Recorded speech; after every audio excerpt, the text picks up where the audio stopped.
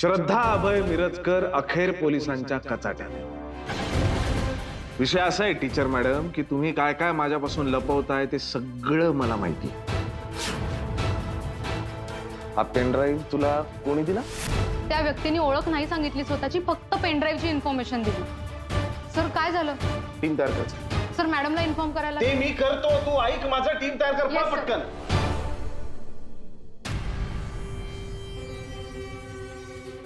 गुंजाळ, आता आपल्या सगळ्या दोन्ही गाड्या रेडी करा, आपल्याला निघायचं आहे। मुरुड, आता जेवढे जण अवेलेबल आहेत त्यांनी सगळ्यांना लिस्टवर घ्या आणि सगळे मला कळवा, लगेच आपल्याला निघायचं आहे। जमदाड एक्सप्रेस हा सर। कुठे? सर तुम्ही सांगितलं ना टीम रेडी करायला। पेनड्राईव्ह कुठे सापडला? इथे पार्किंग मध्ये। तिथे सीसीटीव्ही आहे बरोबर? त्या सीसीटीव्हीचं फुटेज जर आपण चेक केलं तर आपल्याला कळणार नाही का कोण माणूस होता, कोणी ठेवला तो सर पेनड्राईव्ह? पण आपण आता ते ऐक ना, पुढचे 24 तास मला कुठलाही प्रश्न विचारायचा नाही, का, कधी, कुठे, कसं, केव्हा, कुठलाही डब्ल्यूएच क्वेश्चन नको आहे। Okay okay sir. फुटेज घेऊन ये। कुठे फुटेज रू? सर सीसीटीव्ही फुटेज सापडलं। कोणी दिसतंय का? हो सर। कोण? हे बघा।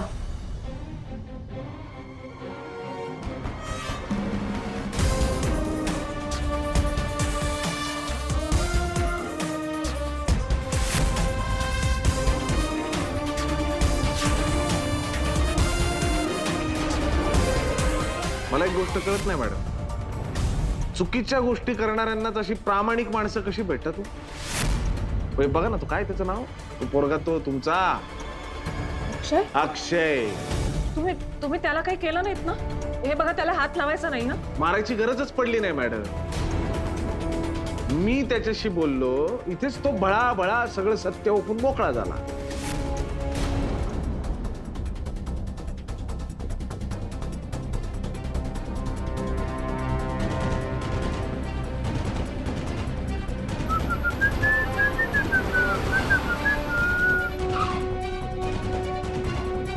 सर तुम्ही इथे? मग कुठे? नाही म्हणजे तुम्हाला कामं असतात ना म्हणून। बाळ अक्षय, पोलिसांबरोबर दोस्ती चांगली बरं का, पोलिसांची मस्ती करू नये। आम्ही तुमच्यापेक्षा लय मोठे असतो, आयुष्यभर लक्षात ठेवायचंय। सर पण मी काय केलंय? अगं माझं बाळते, मी काय केलं? चल गाडीत बस, येतो तुला फिरायला।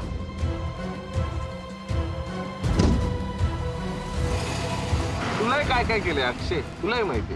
चल मी तुला 2 ऑप्शन देतो। ऑप्शन क्रमांक 1, पटकन मला सगळं खरं काय ते सांगून टाक। ऑप्शन क्रमांक 2, जर तू खरं नाही सांगितलंस तर मी तुझ्या अख्ख्या अंगाला गुळ लावीन आणि तुला गटारात फेकीन।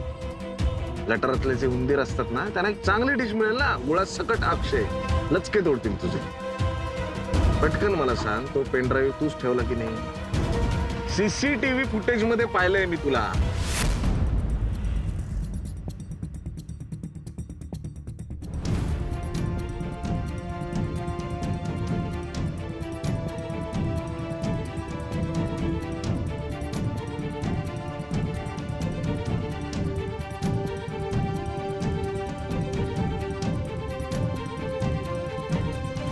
सांग आता, खरं खरं सांग। हो। तर कोणाच्या सांगण्यावरून ठेवलास पेनड्राईव्ह? तू काय पोपटपंची केलीस ना, ती पण मी ऐकली। ऐका ना, हे पेनड्राईव्हचं फक्त भोसले सरांपर्यंत पोचू देऊ नका बरं का। हा पेनड्राईव्ह डायरेक्ट चौधरी मॅडम कडे पोचवा म्हणालस ना तू। हे सांग मला, कोणाच्या सांगण्यावरून केलंस तू हे सगळं? काय अक्षय, माझा अंत पाहू नकोस, माझी चांगली बाजू तू पाहिलीस? जेवढा मी चांगला त्याच्यापेक्षा जास्त वाईट आहे। माझी वाईट बाजू नाही पाहिली, ती सहन होणार नाही तुला। मी तुला खरंच फेकून देईन गटारात, मला काही फरक पडणार नाही त्यानंतर तुझं काय झालं। त्यापेक्षा पटकन मला सांगून टाक, कोणाच्या सांगण्यावरून तो पेनड्राईव्ह तिथे ठेवलास तू? कोणाच्या सांगण्यावरून करतोय ते सगळं? हे बघ अक्षय, मला जे काही खरं आहे ते सांग। तू खरं सांगितलंस तरच मी तिची मदत करू शकतो बरं का। मग गोष्टी हाताबाहेर जातील आणि मग कोणीच काहीच करू शकणार नाही। मार खाण्याची भीती नव्हती त्याच्या डोळ्यात, पण काही म्हणा, तुम्हाला जाम मानतो तो। तुम्हाला वाचवण्याचा आटोकाट प्रयत्न केला त्यांनी, पण काकूंनी स्वतः गोडाऊनला जाऊन तो सगळा डेटा गोळा केला. तर ताईच्या रॅकेटमध्ये काकू अडकल्यात सावनीमुळे. आणि काकू स्वतःहून नव्हत्या गेल्या पहिल्यांदा ताईकडे. ती ताईची माणसं आली, त्यांनी आम्हाला गाडीत घातलं आणि उचलून घेऊन गेले. मला बोलले की तू बाहेरच थांब. आणि काकूंचं आणि ताईचं काहीतरी बोलणं झालं. काकूंच्या परिस्थितीचा गैरफायदा घेते ती ताई आणि त्यांच्याकडून हे सगळं करून घेते. सर, काकू खरंच तशा नाही आहेत. त्या खरंच खूप साध्या आहेत. ताईने ना त्यांना प्रॉमिस केलं होतं की तू जर माझं हे काम केलंस ना तर मी सावनीला शोधते. म्हणून काकूंनी हे सगळं काम केलं. बरोबर आहे, जे काही सगळे तुझ्या काकूच करतात. आम्ही पोलीस म्हणून आपलं. पण नाही सापडली ना सावनी तुम्हाला पण अजून. हा? म्हणजे आपण किती विचार केला तरी काकूंचं डेस्परेशन आपल्याला नाही कळणार. त्यांच्या जागी जर दुसरी कुठलीही आई असते ना तर तिनेही हेच केलं असतं. त्यांच्या जागी दुसरी कुठली आई असती ना तर पोलीस स्टेशनला आली असती. कायदा हातात घेऊन गल्लोगल्ली फिरली नसती, कळलं ना? मग तेच करतोय ना, म्हणून तर तो पेनड्राईव्ह तुम्हाला. सर, मला एक गोष्ट नक्कीच माहिती, काकू त्या ताईच्या बाजूने नाहीये. उलट ना त्या ताईबद्दल काकूंना खूप राग आहे. सावनी त्या ड्रग रॅकेटमुळे गायब झाले ना, हे त्यांना एक्सपोज करायचं होतं ना, म्हणून एवढी सगळी इन्फॉर्मेशन काढली. कदाचित हे सगळं खूप छोटं आहे किंवा ह्या सगळ्याचा काही फायदा होणारही नाही. हा काकूंचा जेन्युइन प्रयत्न होता की ताई आणि तिची माणसं ना समाजातली घाण आहे सर, आणि ही घाण स्वच्छ करण्यासाठी काकूंनी हे सगळं केलं. मला जेवढं माहिती होतं तेवढं मी तुम्हाला सगळं सांगितलं. तर तुम्हाला जर मला शिक्षा द्यायची असेल तर द्या. आई आणि तिची माणसं समाजातली घाण आहे. यानंतर ना तू बॅक स्टेजला नाही, ऑन स्टेजला काम करायचं. मॅडम, उगाच नाही आयुष्यातली एवढी वर्ष मी वर्दीत घालवली. पोलीस आहोत आमची नजर फार तीक्ष्ण असते हो. आमच्या नजरेतून काहीच सुटत नाही. गुन्हेगारांना किती वाटलं ना की आपलं नेटवर्क स्ट्रॉंग आहे, पण नाही. आम्ही पोलीस आहोत आणि आमचं पोलिसांचं नेटवर्क असतं ते खूप स्ट्रॉंग असतं. मला सार्थ अभिमान आहे मॅडम त्याचा. ते तुम्ही तुमच्या शाळेत भूमिती शिकवताना तसं आहे आमचं. एका बिंदूपासून आम्ही सुरू करतो आणि मग कुठून कुठून कसे कसे बिंदू आम्ही जोडत जातो ना याचा अंदाज पण नाही तुम्हाला सामान्य माणसांना. झोपेतून उठून एक दिवस पोलीस नाही झालो आम्ही परीक्षा देतो. ती परीक्षा पास होतो.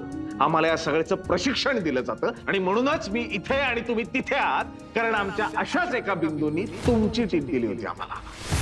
ताईकडे बुरका घातलेली बाई येते सारखी. आणि तेव्हापासूनच माझं ताईवर लक्ष होतं मॅडम. खबरींनी सांगितलं होतं आम्हाला एक बाई येते बुरखा घालू. सगळं माहित होतं आम्हाला. तुम्हाला काहीच कसं नाही वाटलं हो मॅडम? हा काय आहे, एकीकडे तुम्ही पोलिसांवर प्रेशर टाकताय, माझी मुलगी कुठे आहे, माझी मुलगी कुठे आहे, आणि दुसरीकडे जाऊन गुंडांची हातमिळवणी करता तुम्ही. तुम्हाला कळतंय का, हे ताई सारखी माणसं अजगर असतात. अजगर अख्खाचा अख्खा माणूस गळून जातात. सिरियसनेस कळतोय तुम्हाला? माझी मुलगी गायब आहे. अहो, तुमची मुलगी गायब आहे, अजून 100 लोकांच्या मुली गायब आहेत. म्हणून ती माणसं काय ड्रग कार्टेल चालवत फिरत नाहीत. आम्ही इथे दिवसाची रात्र करतोय ना तुमच्या मुलीला शोधण्यासाठी. नाही, धीर धरा हो मॅडम, जरा धीर धरा. मग मी काय करू? डेड बॉडीज बघायला मॉर्ग मध्ये जाऊ? तुम्ही तुमचे प्रयत्न करताय, हा माझा प्रयत्न आहे. ताईला ड्रग कार्टेल मध्ये मदत करणं. वा.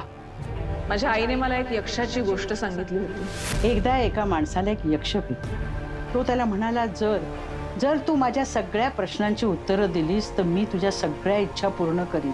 म्हणून त्यांनी त्याला एक बटण असलेलं डबडं दिलं आणि तो म्हणाला, हे बटण दाबलं की तुझी इच्छा पूर्ण होईल.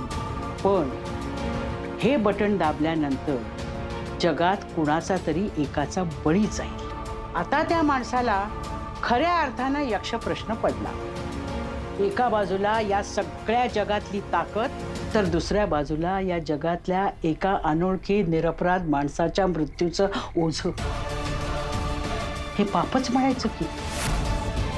ही गोष्ट ऐकल्यानंतर मी तिला एक प्रश्न विचारला. मग त्या माणसाने काय केलं? माहित नाही, कुणालाच हे माहित नाही. कारण या प्रश्नाला काहीही उत्तर नाही. तू काय केलं असतं साई? मी तू बटन दाबलं नसतंस. मी आधी त्या यक्षाला मारून टाकला असता.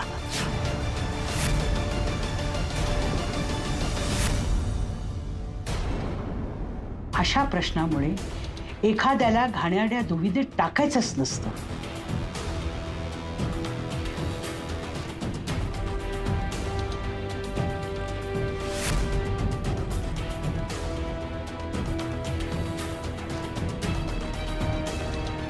मी ऐकलं तिचं. ताई नावाच्या यक्षाला मारायचं ठरवलं.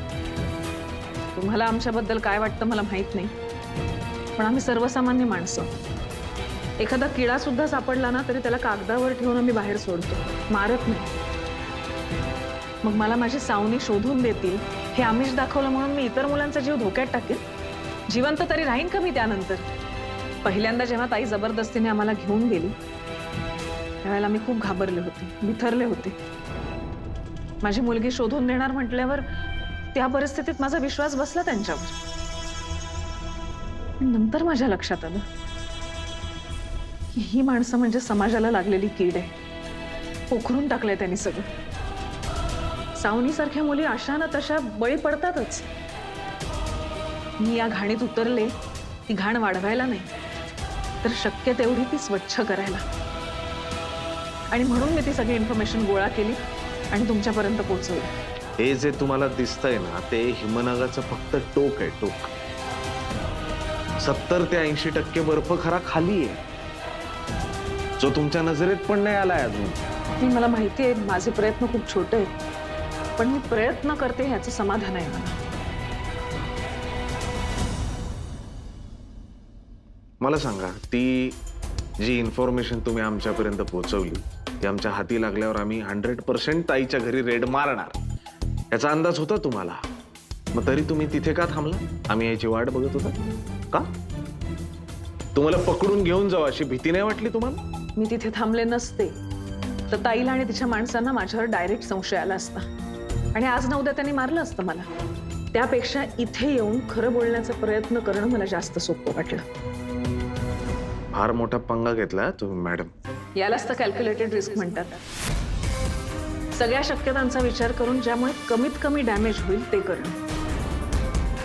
ताई बरोबर राहणं मला शक्य नव्हतं. उघड उघड तिचा विश्वासघात करणं शक्य नव्हतं. सावनीला मला शोधायचंय, पोलिसांना इन्फॉर्मेशन द्यायची होती. या सगळ्यामध्ये माझ्या बुद्धीला जे पटेल जमेल ते मी केलं. आणि तुमच्या बुद्धीला असं पटलं होतं की तो पेनड्राईव्ह माझ्या हाती नाही लागला पाहिजे का? कारण माझा विश्वास नाहीये तुमच्यावर. तुमची नजर तरबेज असेल पण आमच्या बाबतीत ती चुकली आहे. एसीपी चौधरींना सांगणं मला जास्त सोयीचं वाटलं, पण नेमके तुम्ही तिथे आलात, अटक केलीत. तुमची बऱ्याच दिवसांची इच्छा पूर्ण झाली असेल ना? आता तर काय, माझ्या अख्ख्या कुटुंबाची धिंड काढायला तुम्ही तयारच असाल. करा तुम्हाला काय हवं ते.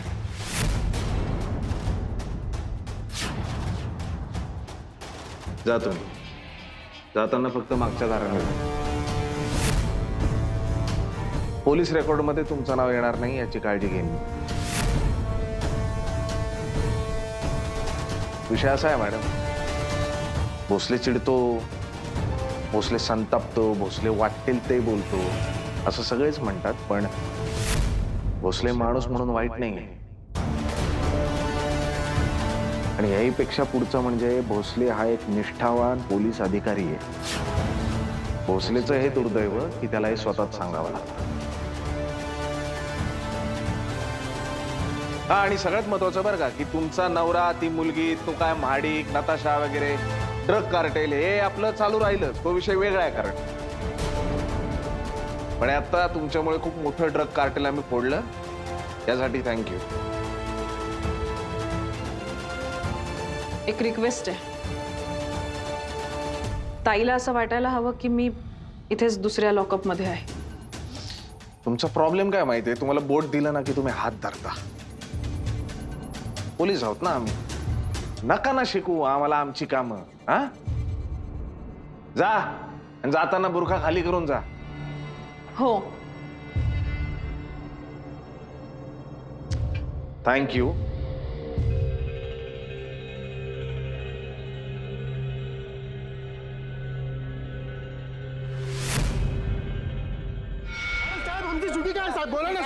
सगळं लिहून घ्या. ताई तुमचं पूर्ण नाव सांगा.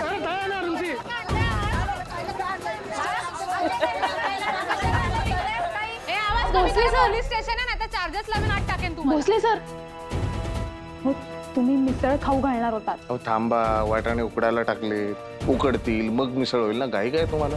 आणि ती बुरख्यातली बाई कोण होती? पाकिट मार. पाकिट? पण मग ती त्यांच्या बरोबर काय करत होती? मॅडम मी पोलीस आहे. समाजातली घाण स्वच्छ करणं माझी जबाबदारी आहे, बरोबर.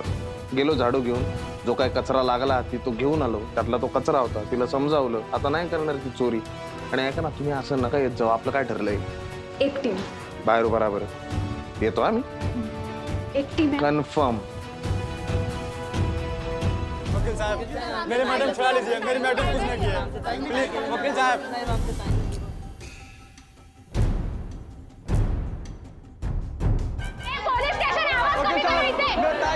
मेरी ताई ने कुछ नहीं किया वकील साहब, प्लीज वकील साहब. ताईंचं वकील पत्र घ्यायला आलो. मग मी काय करू? बदलवा काय असेल तुमची.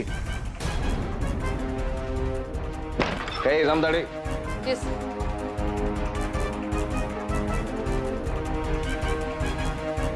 हो तुम्ही डिटेल्स पाठवा माझ्याकडे. Okay bye. करते मी नंतर. Well done Vijay, very well done. I am so proud of you.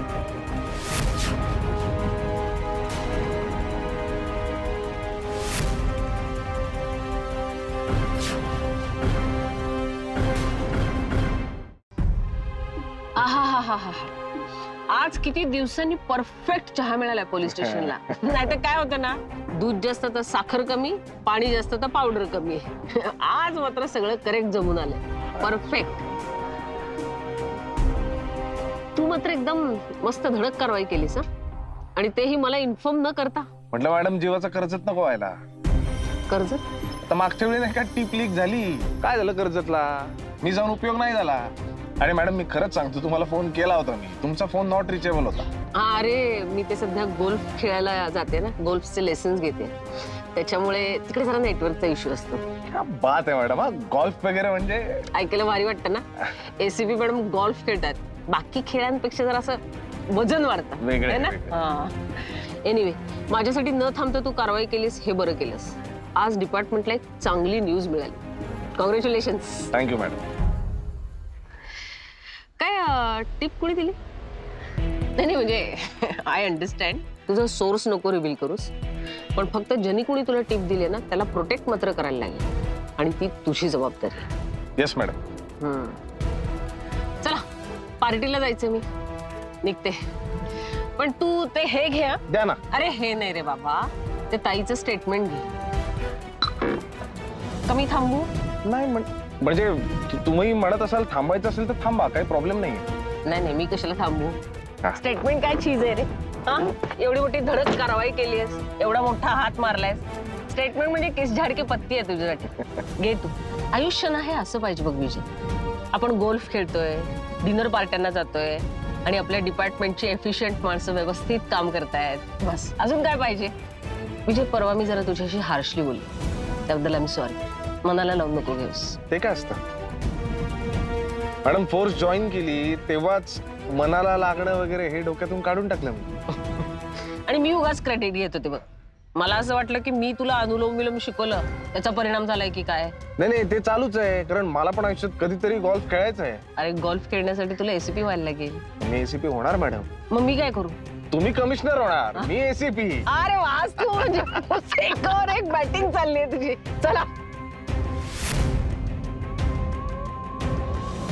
गेल्या कोण? मॅडम, तिचं स्टेटमेंट तुम्हीच घ्याल ना? कोणाचं? श्रद्धा मिरजकर. कोण? सर, श्रद्धा अभय मिरजकर. कोण श्रद्धा मिरजकर?